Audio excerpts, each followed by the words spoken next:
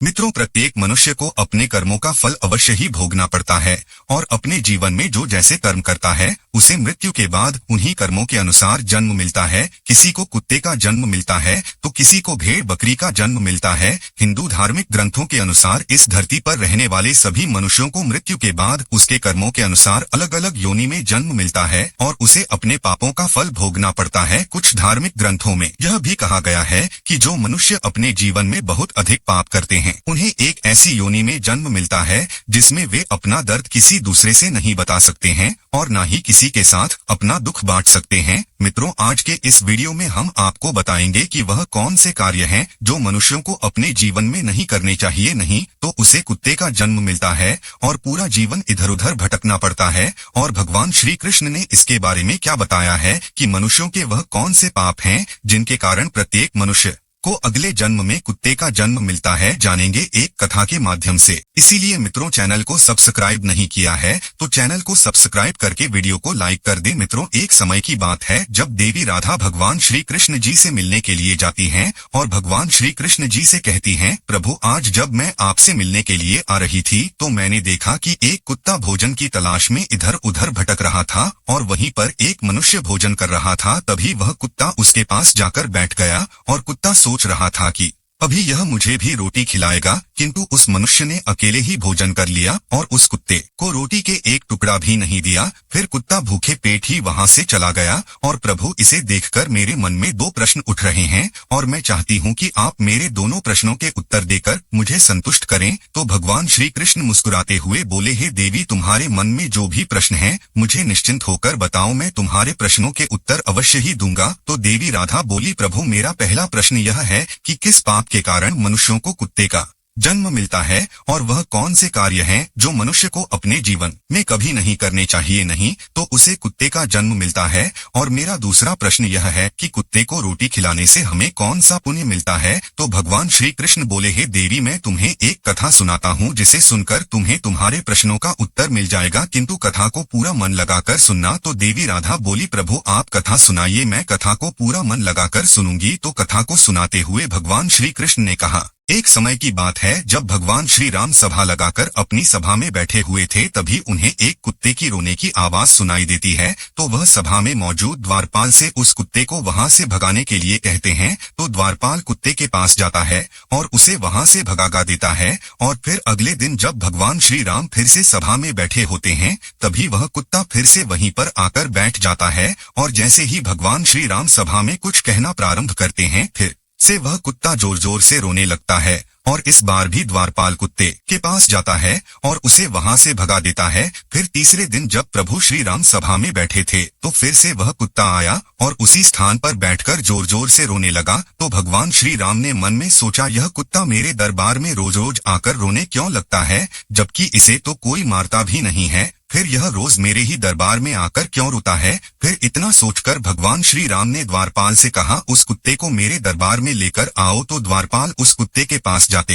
हैं और उससे कहते हैं, हे स्वान, तुम रोज यहाँ पर ही आकर क्यों रोते हो, और चलो प्रभु श्री राम ने तुमको अपने दरबार में बुलाया है। तो कुत्ता बोला, हे मुनिवर, मैं एक कुत्ता हूँ और कुत्तों का मंदिर, राजभवन तथा रसोई घर और गौशाला जैसे पवित्र थानों पर जाना मना है, मुझे अपवित्र माना जाता है, इसीलिए मैं प्रभु श्री राम के दरबार में नहीं जा सकता हूँ। तुम प्रभु श्री राम से जाकर कह दो यदि उन्हें मुझसे मिलना है तो वह यहाँ पर आ जाएं, किंतु मैं वहाँ पर नहीं जा सकता। कुत्ते की यह बात सुनकर द्वारपाल प्रभु श्री राम के पास जाता है और कुत्ते द्वारा कही गई सारी बातें उन्हें बताता है। फिर भगवान श्री राम कुत्ते के पास आते हैं और कहते हैं, हे स्वान, तुम रोज मेरे दरबार में आकर क्यों रोते हो, क्या मेरे द्वारपाल ने आपको मारा है या फिर मुझसे कोई गलती हो गई है। तो कुत्ता बोला, नहीं प्रभु, नहीं, आपसे कोई गलती हुई है, न आपके द्वारपाल ने मुझे मारा है। तो भगवान राम ने कहा, फिर रोज तुम मेरे दरबार में आकर क्यों रोते हो। तो कुत्ता बोला, प्रभु, एक सन्यासी ने मुझे पत्थर से मारा है जिसके कारण मेरा एक पैर टूट गया है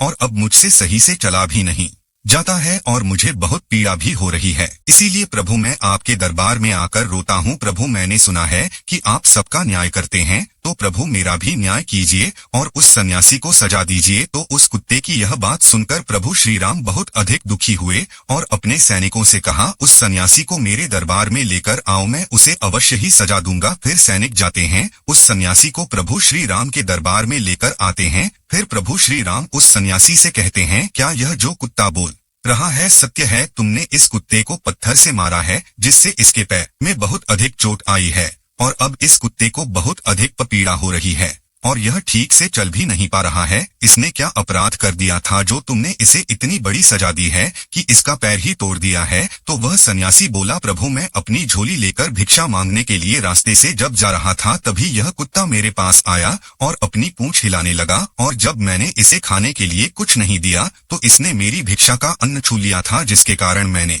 क्रोध में आकर पत्थर उठाकर इसको मार दिया और पत्थर बहुत अधिक बड़ा होने के कारण इसका पैर टूट गया। सन्यासी की यह बात सुनकर प्रभु श्री राम उस सन्यासी पर बहुत अधिक क्रोधित हुए और उन्होंने सन्यासी से कहा, यह कुत्ता एक अज्ञानी जीव है, इसने अपना पेट भरने के लिए ऐसा किया। इसे इतना ज्ञान नहीं है कि किसी का अन्न न नहीं छूना चाहिए, इसीलिए इस कुत्ते ने ऐसा किया। किंतु आप तो एक सन्यासी हैं, आपके अंदर तो ज्ञान है कि किसी भी जीव को इस तरह से नहीं मरना चाहिए, फिर भी आपने इस जीव को मारा, इसीलिए अपराध इस कुत्ते ने नहीं बल्कि अपराध तो आपने किया है। आप इतने बड़े ज्ञानी होते हुए भी इस कुत्ते को मारा है, इसीलिए अपराधी आपको ही माना जाएगा। फिर प्रभु श्री राम ने उस कुत्ते से कहा, यह सन्यासी तुम्हारा अपराधी है और अब तुम ही बताओ कि इस सन्यासी को क्या सजा दी जाए? तो कुत्ते ने कहा, प्रभु इस सन्यासी को किसी नगर का राजा बना दीजिए। तो प्रभु श्री राम ने कहा, ठीक है, इसे एक नगर का राजा बना दिया जाएगा। और फिर उस सन्यासी को सुंदर वस्त्र पहनाकर एक घोड़े पर बिठा दिया और उस सन्यासी को एक महल में ले गए और वहाँ के एक नगर का राजा बना दिया गया। फिर जब वह सन्यासी राजा बन गया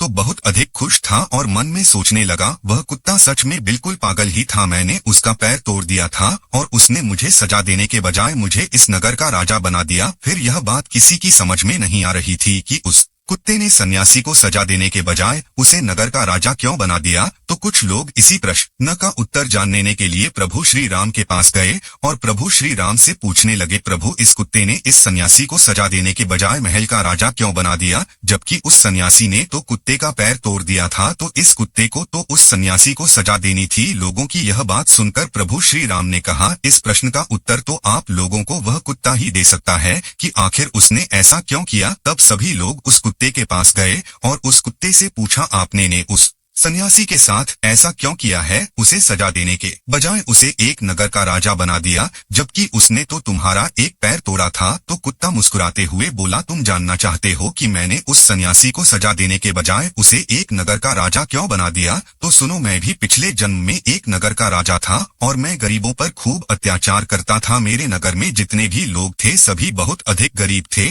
और वह दिन भर खेतों में मेहनत मजदूरी करके जो अन्न उगाते थे उसमें से आधा मैं ले लेता था और जो भी मुझे अपने अन्न में से आधा हिस्सा नहीं देता था उसे मेरे सैनिक बहुत मारते पीटते थे और उनकी मेहनत का धन मैं हड़प लेता था। पिछले जन्म में मैंने बहुत सारे पाप किए थे, इसी कारण इस जन्म में मुझे कुत्ते का जन्म मिला है और अब मैं पिछले जन्म में किए गए पापों का फल भोग रहा हूँ। और मैंने उस सन्यासी को इसीलिए राजा बनाया है ताकि उसे भी अगले जन्म में कुत्ते का ही जन्म मिले और तब उसे पता चलेगा कि कुत्ते का जीवन कैसा होता है और अपना पेट पालने के लिए क्या क्या करना पड़ता है और एक एक अन्न के लिए कितना तरसना पड़ता है और कितने लोगों से मार खानी पड़ती है। फिर इस तरह उस कुत्ते की यह बात सुनकर सभी की समझ में आ गया था कि उस कुत्ते ने उस सन्यासी को राजा क्यों बनाया है। मित्रों, फिर कथा को आगे बताते हुए भगवान श्री कृष्ण देवी राधा से कहते हैं, हे देवी, अब मैं तुम्हारे दोनों प्रश्नों के उत्तर देता हूँ। तुम्हारा पहला प्रश्न था कि वह कौन से कार्य हैं जो एक मनुष्य को अपने जीवन में नहीं करने चाहिए, नहीं तो उसे कुत्ते का जन्म मिलता है। तो समझ लो, जो मनुष्य उस राजा की तरह अपने जीवन में बहुत अधिक पाप करते हैं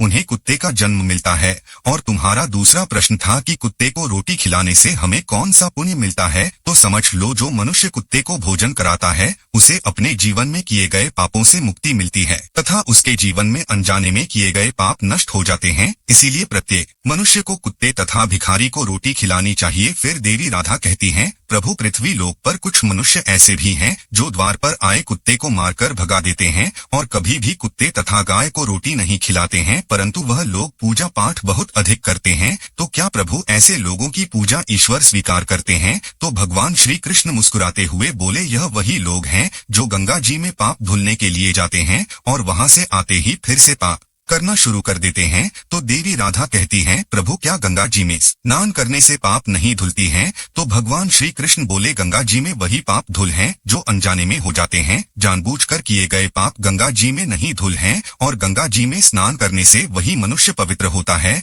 जिसका मन साफ हो और मन में कोई छल ना हो तथा मन में गंदे विचार नहीं ना हो। और गंगा जी में छल कपट करने वाले और दूसरों की बहन बेटियों पर बुरी नजर रखने वाले लोगों का कुछ नहीं होता है। अंत में ऐसे लोगों का सर्वनाश ही होता है और प्रत्येक मनुष्य को अपने कर्मों का फल अवश्य ही मिलता है। मित्रों, आपको यह कथा कैसी लगी हमें कमेंट्स करके जरूर बताएं। तो बोलो राधे राधे, जय श्री कृष्णा।